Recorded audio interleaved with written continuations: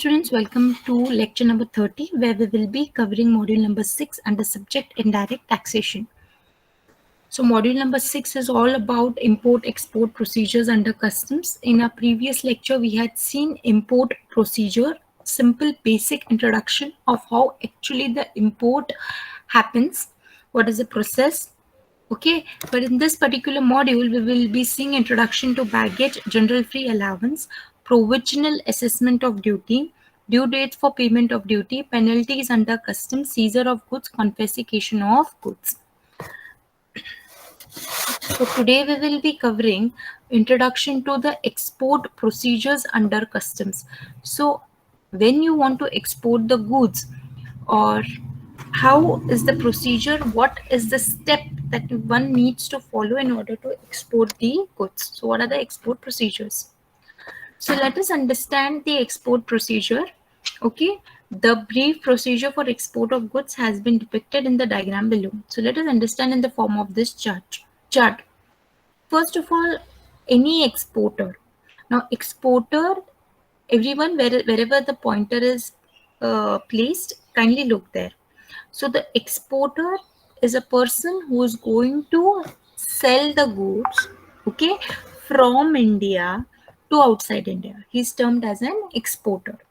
So first, the exporter, if he wants to export the goods, he has to file shipping bill or bill of export has to be filed electronically. So now everything is to be done electronically. So first thing, the exporter has to file a shipping bill or bill of export has to be filed by him electronically. This filing of this particular document electronically is going to go to the proper officer of customs, who is nothing but any custom authority who is responsible for clearing the goods after seeing the shipping bill. So the goods will not be allowed to be loaded in the vessel or the aircraft or the any other conveyance unless and until the shipping bill or bill of export is filed electronically. Now let us understand what is this shipping bill or bill of export.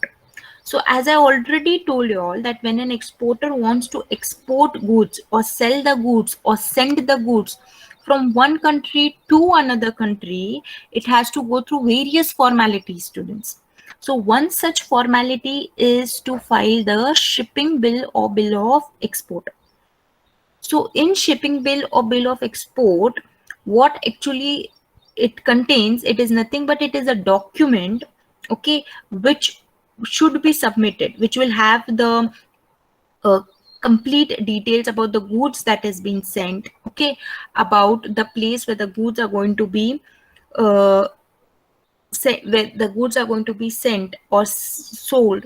So the place details, or what type of goods are those. So all the details about the shipping bill has, all the details about the goods has to be filed in the shipping bill.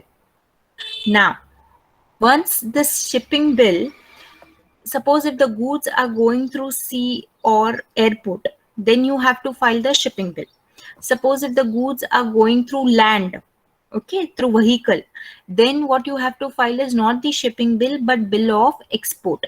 So shipping bill is used where the name shipping bill is used where the goods are going through sea or through air, and you have to use the word bill of export where the goods are going through land. Okay, now why is this shipping bill necessary? Because if you want to get a clearance for export, this goods, whatever the exporter is having, if he wants his goods to be cleared from the port, it may be airport, it may be seaport, it may be land custom station, if he wants his goods to be cleared by the proper officer, then he needs to file the shipping bill or bill of export electronically. Okay, then when this particular shipping bill is filed electronically, okay, and it reaches the proper officer, the proper officer will go through the shipping bill. The shipping bill, as I told you, will consist what type of goods are there, what value it has, to which country it has been exported, all the details will be there. Now once this shipping bill is filed electronically to the proper officer, The proper officer will then calculate the duty. We'll just go through the shipping bill and we'll assess whether the duty is payable on such goods. Okay, and if it is payable, he will check whether the exporter has paid the duty. Duty is nothing but tax. So the proper officer will check whether the exporter has paid that duty. Okay, now the proper officer will give a clearance. See, students, before giving clearance, the proper officer will check everything, whether the duty is payable, whether the exporter has paid it. Okay, whether now if the PO is satisfied that the goods entered for export are not prohibited goods, an exporter has paid the duty, then only the proper officer will give a clearance. When I say clearance means the exporter now gets a signal that he can export the goods from India to some other country. Unless and until he does not get a green signal from proper officer, he cannot export the goods. Okay, now what do you mean by prohibited goods? Now see here, as you can see, if the proper officer is satisfied that the goods entered for export are not prohibited goods, means what are prohibited goods? See students, as per the Customs Act, there are certain goods which should not be exported or which should not be imported. They are prohibited as per the act.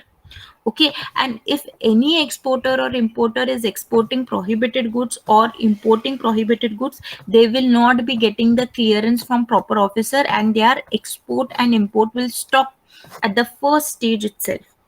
So this is done in order to have a proper control over the import and export. So what are prohibited goods? Like wild animals, okay, skin of wild animals, you can say, birds, okay, or narcotic drugs like opium and other drugs, or revolvers, pistols, or handguns, ammunitions. So these all are prohibited goods, students. Animal skin, all these are prohibited goods. So if the goods that is exported by exporter is not falling within prohibited goods and the exporter has paid the duty, then the proper officer will give a order which states that yes, the exporter can now clear the goods. Now students, once the clearance is given by the proper officer to the exporter, the third stage is, now the clearance is done. So what the exporter will do, he will load the goods in the conveyance. Okay, so the third step is the goods are loaded on the conveyance for export with the permission of proper officer. So only by these three stages you can understand that only if the proper officer grants the clearance of the goods, then only the goods can be loaded into the conveyance. Conveyance, as I again said, can be your ship, can be your aircraft, can be your vehicle. Okay, so only after the clearance given by the proper officer, the goods can be loaded into the ship, means into the conveyance. Okay, then once the clearance is done, okay, once the clearance is done, that means the proper officer is granting the entry outward.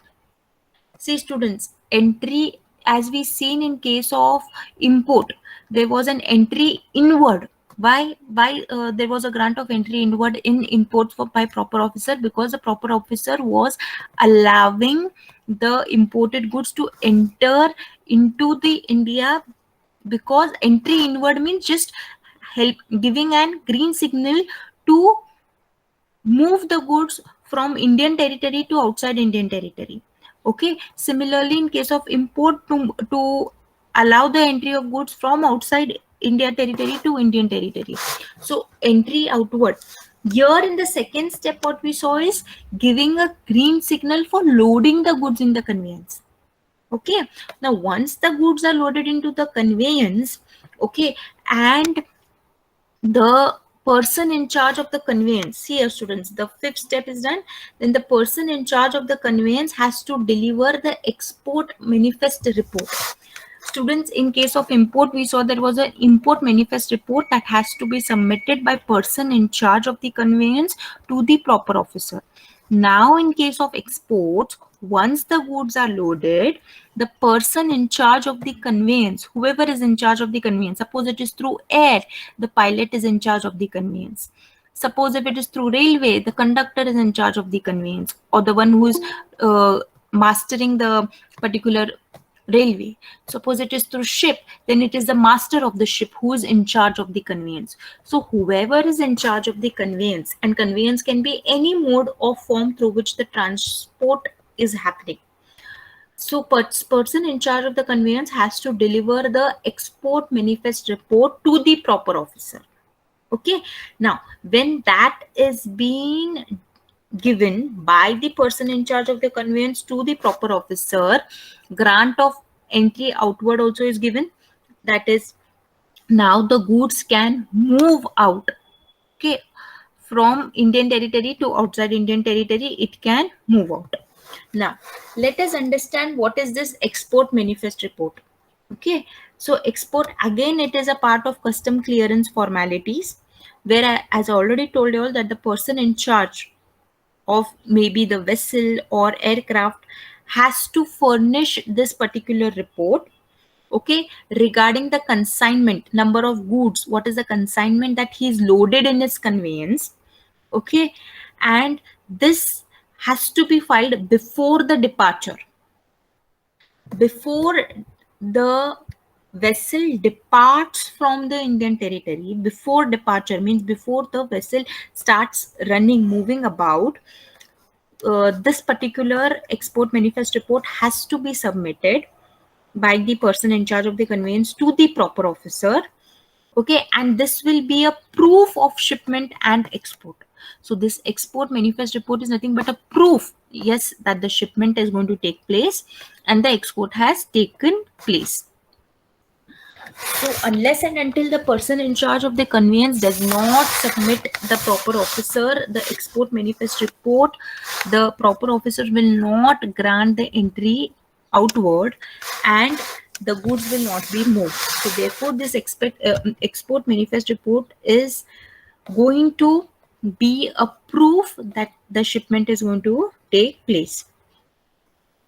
Next, what happens is, in the next step, in the seventh step, what is happening is the proper officer is going to grant a written order permitting the conveyance to leave the custom. So last, what is going to happen is proper officer, after receiving the export manifest report, he will grant an order, but that order will be in writing, because whenever in writing, whenever the order is, it is a proof that yes, the proper officer has given the order to has given a green signal for the conveyance to leave the customs. When I say leave the customs means now the vessel or the conveyance can move for the export. That means the goods can now be moved from India to outside India. Okay, so this is a particular procedure where the export procedure entirely takes place. So first it starts with the exporter. He files the shipping bill or bill of export. Bill of export in case of land vehicle, and the shipping bill in case of sea or air is to be filed electronically. Who receives it? Proper officer receives it. He checks the shipping bill. He checks whether the duty is payable on the shipping bill. If payable, whether the exporter has paid it. He checks whether the goods that are mentioned in the shipping bill are not prohibited goods. Okay, then if he's satisfied, he will give a order for clearing the goods, okay, and loading the goods for the exportation. Once he gives the order for clearing the goods, then the goods will be loaded on the conveyance. The goods, once loaded in the conveyance, the person in charge of the conveyance has to give the export manifest report. Once he gives the export manifest report, an entry outward has been granted in case the export is by vessel, or a return order is being granted by the proper officer permitting the conveyance to leave the custom station. So this is the entire process of export procedure. Is this clear, students? Yes? Yes, ma'am. Okay. Now, since you all have understood, can anyone tell me who has to file the export manifest report? The exporter is supposed to file the export manifest report. Yes, students? Who is supposed to file the export manifest report? Yes?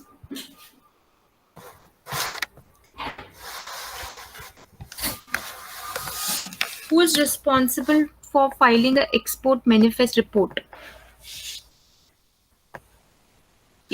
Okay, either the exporter or the person in charge of the conveyance.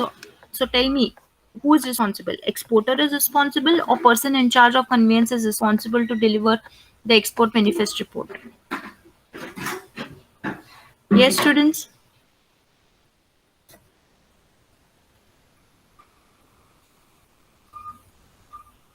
So the person who is in charge of the conveyance, he is required to deliver the export manifest report. There is difference between exporter and person in charge of the conveyance. Person in charge of the conveyance is a person who heads the conveyance, who is the master of the conveyance. And exporter is a person who is sending his goods from India to outside India. So we will not begin with baggage because it is a little big concept. We'll start it from our next class. So thank you so much, students. We are done for the session for today.